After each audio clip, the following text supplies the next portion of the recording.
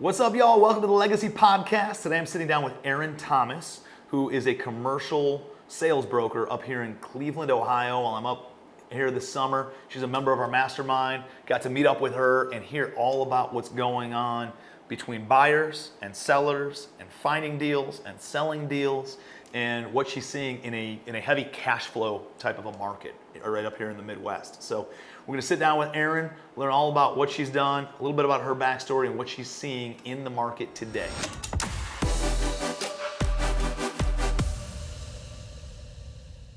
Erin Thomas, how are you? Awesome, how are you, Tim? Good, doing great. So I'm excited to be in Cleveland, and you are like the queen of commercial real estate brokering in Cleveland. And so I'm excited to sit down with you. I wanna hear all about your backstory. I want to hear all about what's going on in the Cleveland market. I keep on seeing it pop up over and over and over again as one of the best like rental markets in the entire country. It's kind of been that way for a decade, so it's awesome to see the longevity of it too. And how you're sourcing these deals, right? Like I think there's a big gap between buyer expectations and seller expectations still, and I want to understand where the market's going, what people are saying, how those conversations are happening, because we were talking offline just before this of like, you're looking at a 50-unit apartment building and looking at buying it for $40,000 a door, which is like unheard of in a pretty good area, you know? And so like, how does that exist? How are you finding those kinds of deals, and, you know, share as much knowledge and experience and expertise as we possibly can with the audience. So happy to do it. Let's do it. So tell me a little bit about, how did you get in real estate? How long you've been in real estate? What's been like, how did you get to where you are today? Right, so pretty cool story. Before I was in real estate and an entrepreneur, I worked as the executive assistant for Jeff Hoffman. And Jeff is most notably known for being the co-founder of Priceline.com. Oh, cool. So obviously really big, obviously really knows his stuff. So I worked as his assistant, and I got to see him speak on entrepreneurship and hear all the value that he poured into people. And we stopped working together because he was working for the Obama administration and was teaching entrepreneurship in Turkey, and that when you work for the president, they don't let me book his travel anymore.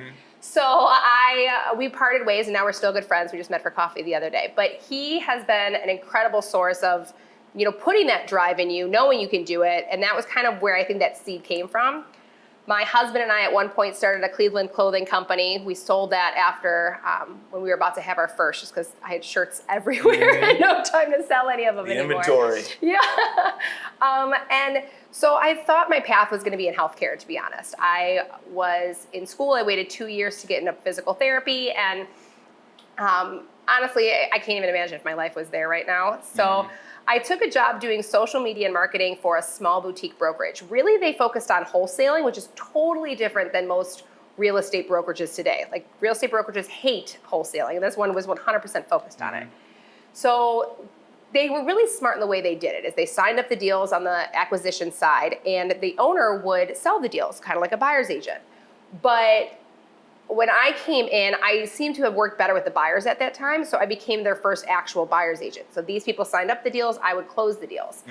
And which is funny, because now I'm all acquisitions, and at that time I was none. But they didn't teach me anything about how to be an actual realtor. And so I had to find a way to do that, and I love learning.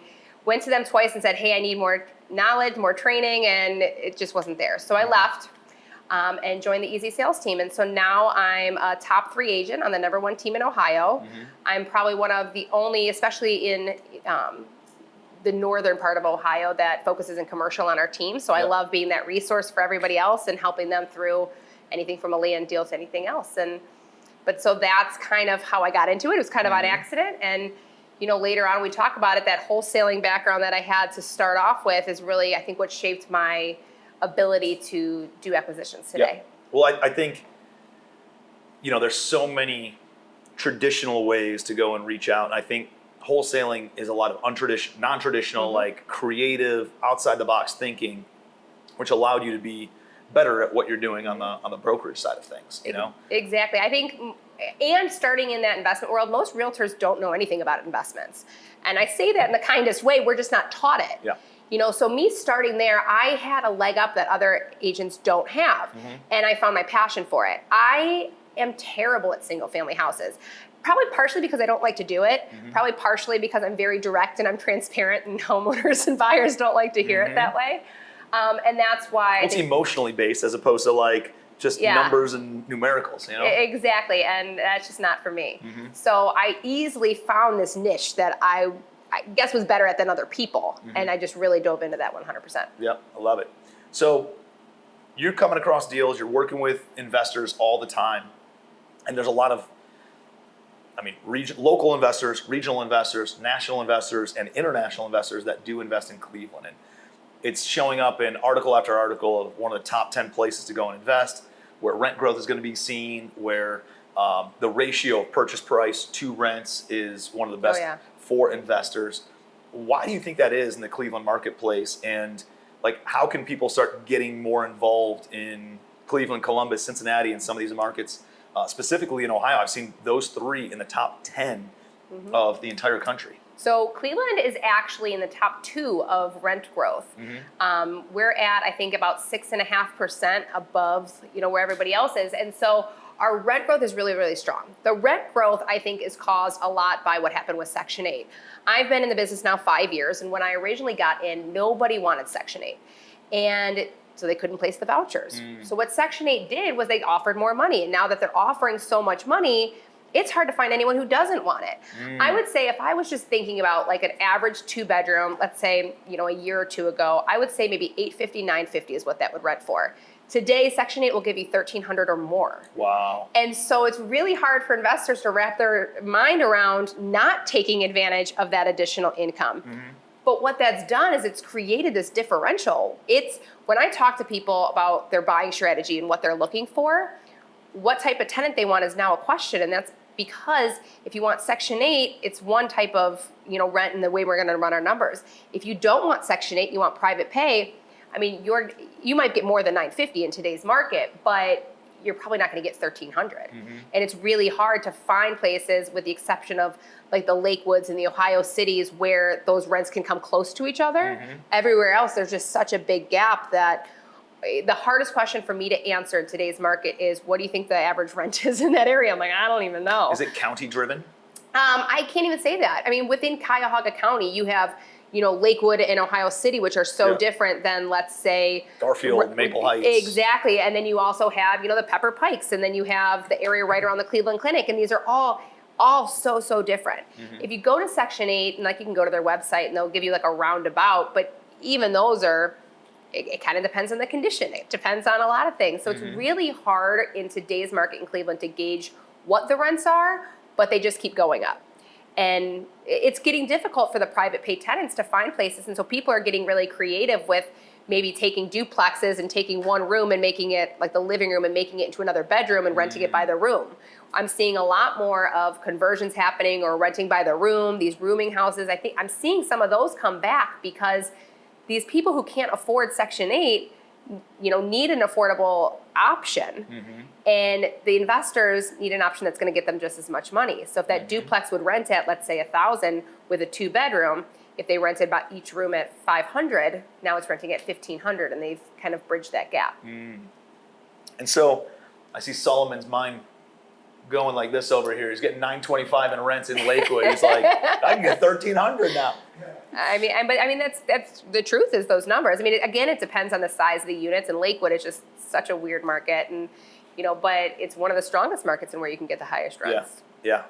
Are there additional scrutiny, or is there additional scrutiny to owning a Section 8 property? What does that look like from the operational side of things, paperwork side of things, the annual inspections? Are they still doing those? Oh yeah. So you're going to have the annual inspections. There was a slowdown in them where they, had to catch up. I will tell you that I think it's a little bit more difficult because so many people are doing it now that the length of time it's taken for these inspections and for these approvals to come through is harder.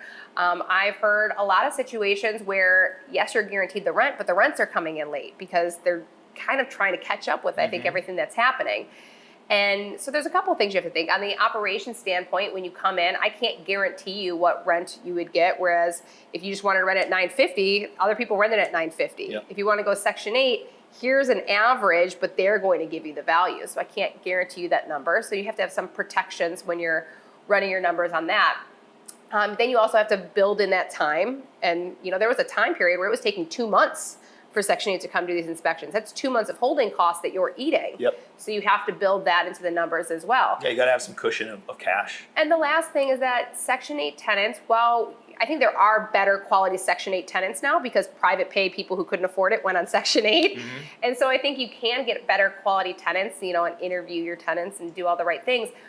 But you will still get tenants who are living in it like it's not their own. Yep. And so they're going to beat it up more. And depending on which neighborhood you're in, that might happen more. So you have to build that in. Each time a tenant leaves a Section 8 property, you may have to fully renovate that unit. Yep.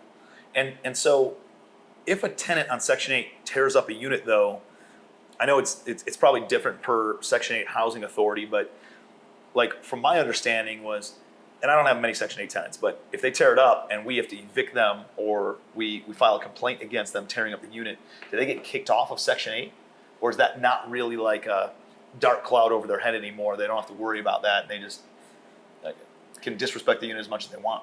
I don't know the answer to that question anymore. I think it's been very different, and I'm not necessarily involved after they get evicted to know. Right. And I also don't do a lot of Section 8 myself, so I don't actually have the answer to that question. But I would hope that would be the case. Yeah, I mean, there needs to be some level of justice, responsibility, right? Responsibility, and for them to take care of the unit and not destroy it and just move on and live off the government's dime and all that stuff. But anyways, what about what are the barriers to entry for somebody to get into Cleveland though?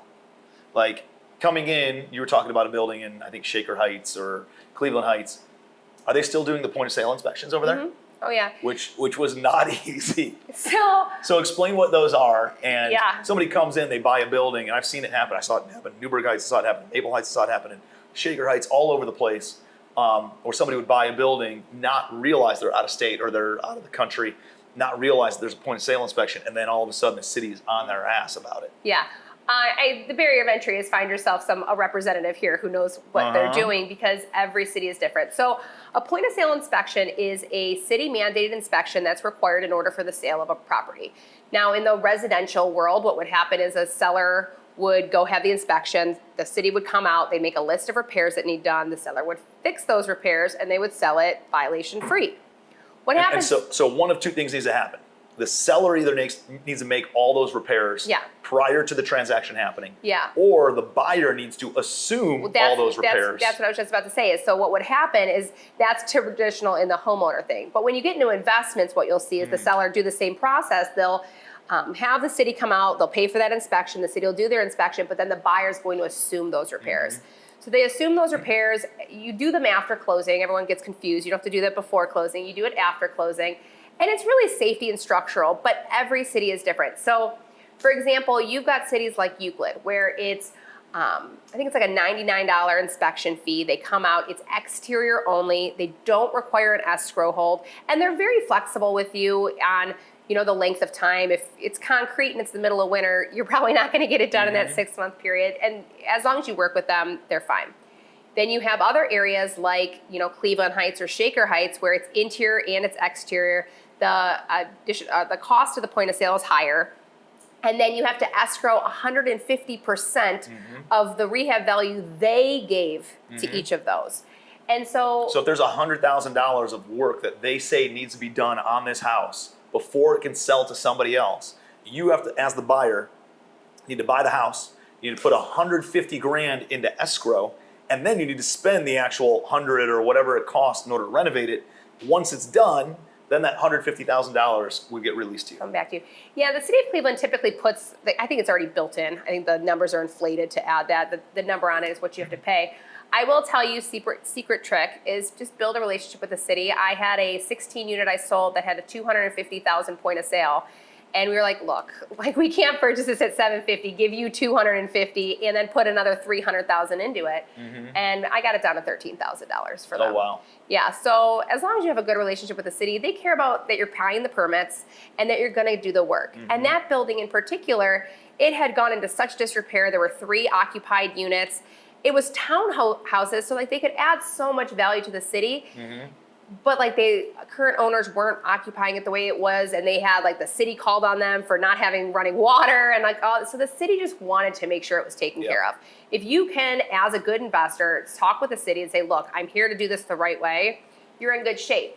Now, there's also the Residents First program, which people are going crazy about. It's brand new to Cleveland. And basically, with those ones, I say if the city says Shaker Heights in the address or East Cleveland in the address or Garfield Heights in the address, my rule of thumb is if it has the word Euclid or it has the word Heights in it, it probably has a point of sale. But now if it has the word Cleveland in it, there's now the Residents First program that out-of-state investors have to consider, which requires properties to be lead certified free.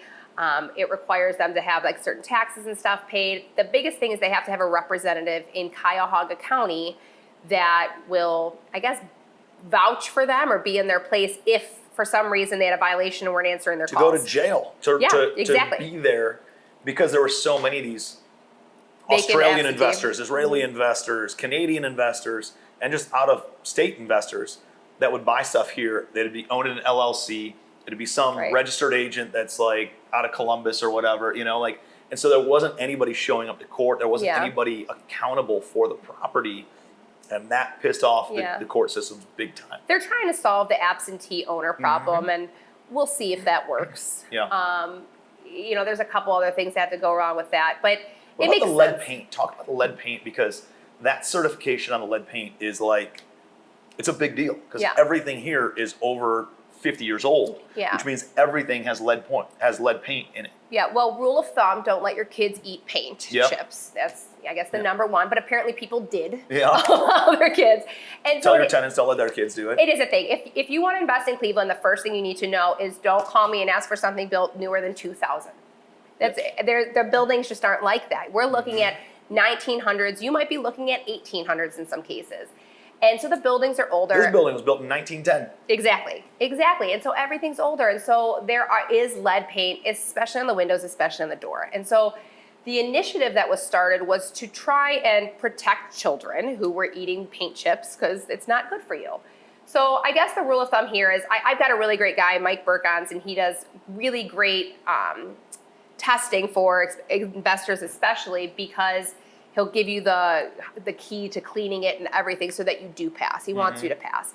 But check your windows, your doors. If you have the older wooden windows, you probably have a likelihood of having the paint. But that's really where they're testing is those areas. And I don't understand. They're looking for chipped paint, not necessarily no paint, but like the stuff that's chipping and that's how easily it exposes. flake. Yeah, if the paint has chipped off the windows, it would expose the old paint that used to have lead in it behind it. And so if they're seeing that, that's where it comes from. But I'll tell you, for example, we just had a 44 unit lead certified, and they found lead residue in the laundry room. But the laundry room doesn't have wood windows and it doesn't have lead paint anywhere. But someone must have brought old windows into there and the residue was in the air or in that unit. So we have to come and clean the entire unit down to, then have it re-inspected and pass it. So it's not always just the windows, but if you're looking to buy a property here, you have to either A, ask, is it lead certified, negotiate in that it will be lead certified, or pay attention to the areas where it could cause a risk. If it's all brand new vinyl windows and everything's updated, your risk is pretty low.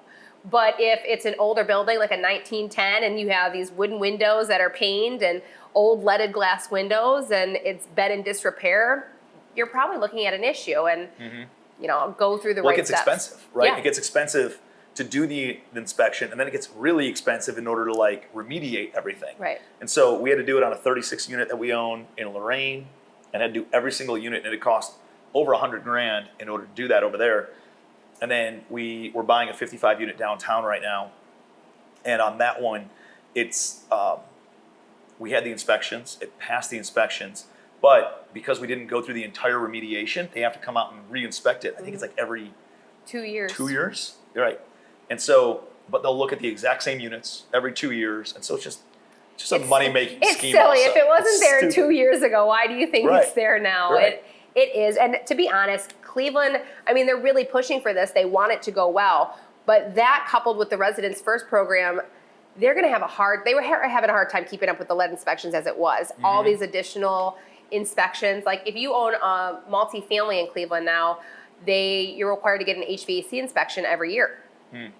And so you have to bring it into them to prove that as part of the Residents First program. And how they're going to keep up with all this, like they're going to have to hire serious manpower to do it. So it's still very new. Like I can't tell you, hey, this property manager will be your boots on the ground for you yet, because it's still so new. There's a lot of gray areas. There's a lot of, I think we're working out a lot of kinks right now, and that's going to happen for a while. But it's important to have somebody, if you're looking to invest here, who understands all this. For sure. Because if you didn't know this and you're in the process of closing this building, like you're in a bad shape. Yeah, and like I'm thinking about these out of town investors who bought through local wholesalers and whatever, and they didn't have anybody who was like a licensed individual to be like, my license is on the line to actually be honest with you and have some integrity and show you what it is and what you're getting into and all these other different things. So I think it's really, really important to work through somebody who has, you know, accountability for that. Like, well, like you. Exactly. Or at least like you should have, if you're investing in a new place, you need a team. And I'm pretty protective over my investors until they build up that team. But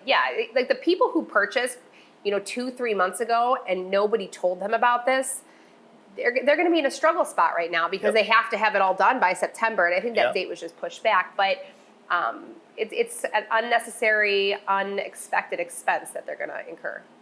What are you seeing from a standpoint of dialogue between buyers and sellers right now? Have things calmed down? Has the gap closed in a little bit? How are deals getting done in today's environment with interest rates where they are, with insurance costs where they are, with seller expectations up here, buyers trying to, you know, get the deal down here? How are we bridging that gap?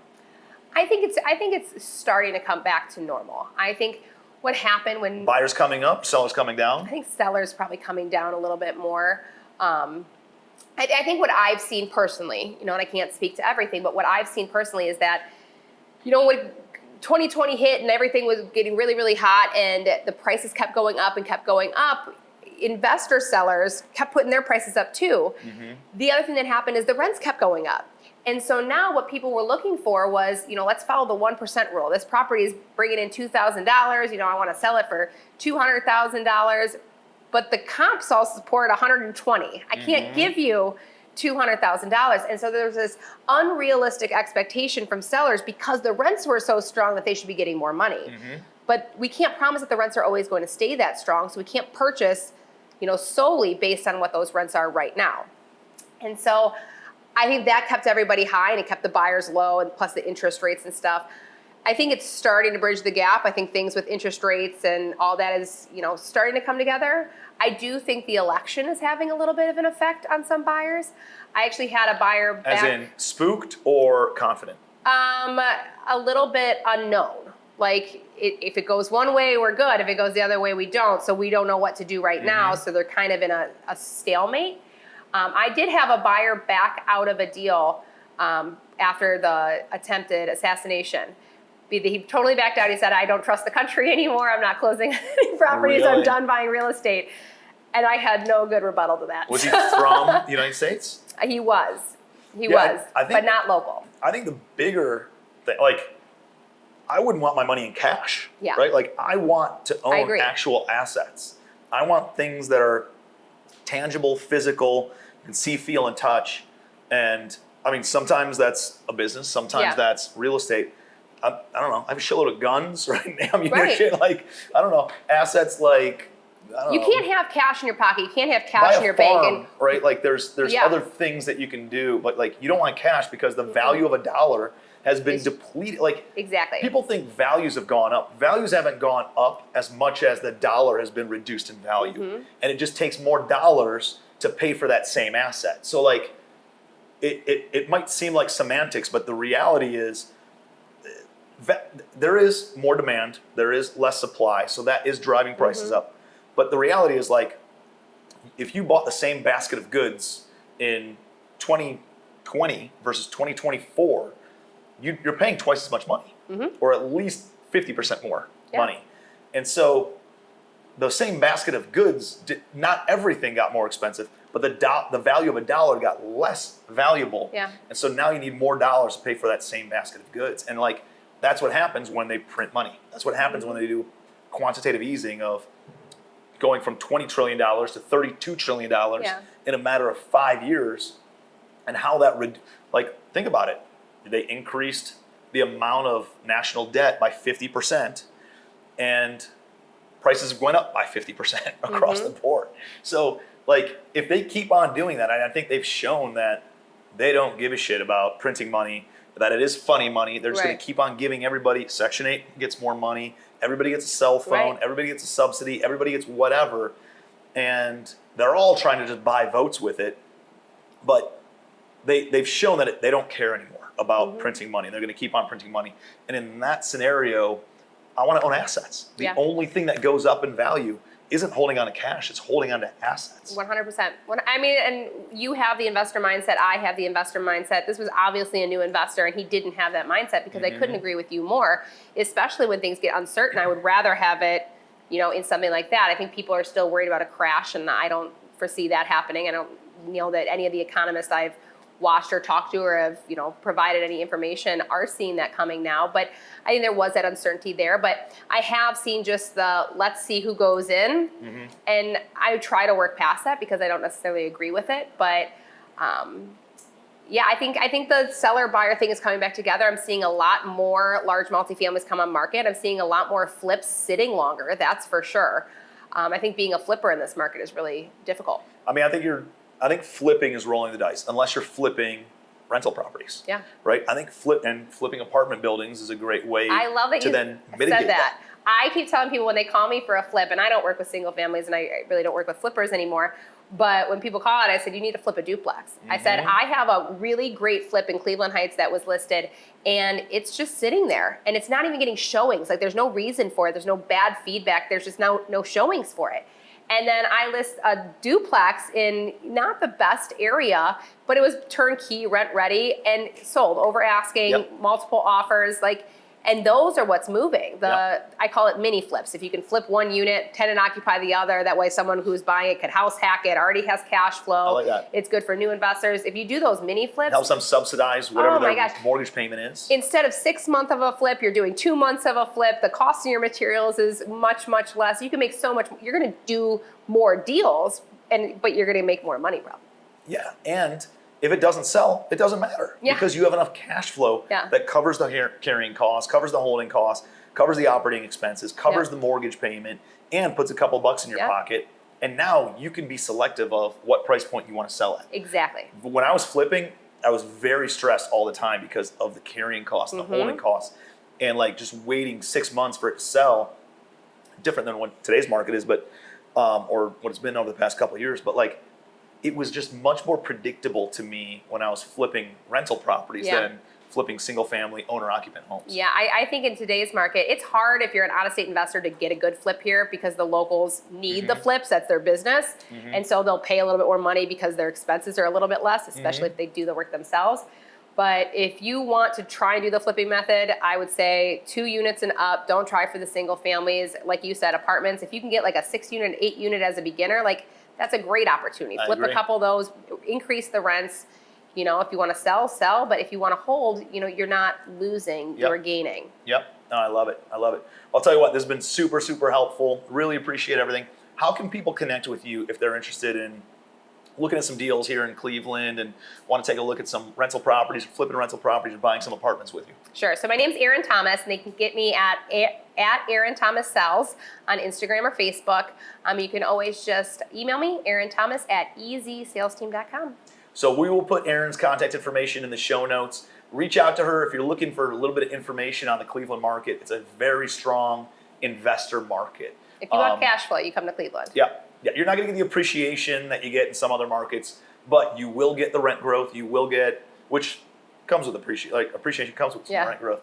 But you got a great ratio. And if you're looking for cash flow and looking for good tangible assets to hold, this is a phenomenal market to be part of. So a huge chunk of my portfolio is here in Cleveland. Then I have some stuff in the Carolinas, but not because there's a better market or anything else. It's just that's where my team is, and that's where I'm comfortable with. And I think this is it's a strong market to be in if you're looking for cash flow. Ohio is very landlord friendly overall. Some cities get a little bit more tenant friendly. but it's a growing area. There's a lot of tech stuff coming to Columbus area. There's a lot of tech stuff coming to Cleveland. It's right in between New York and Chicago, and so there's a lot of like transportation, a lot of things being on the lake and all that stuff. So great market to be in. Appreciate you guys being here. Make sure you connect with Erin. She's always putting out great content on social media too, trying to share insights and value to her audience. So make sure you're following her. Appreciate you guys being here. We'll see you next week on the Legacy Podcast. Hey, I really appreciate you guys being here for the Legacy Podcast. If you would, please subscribe, like, and ask any sort of questions that you have in the comments of this video. I'd be happy to create some other content and answer any sort of questions that you might have. So I appreciate you being here. We're here every Sunday. I'll see you next week on the Legacy Podcast.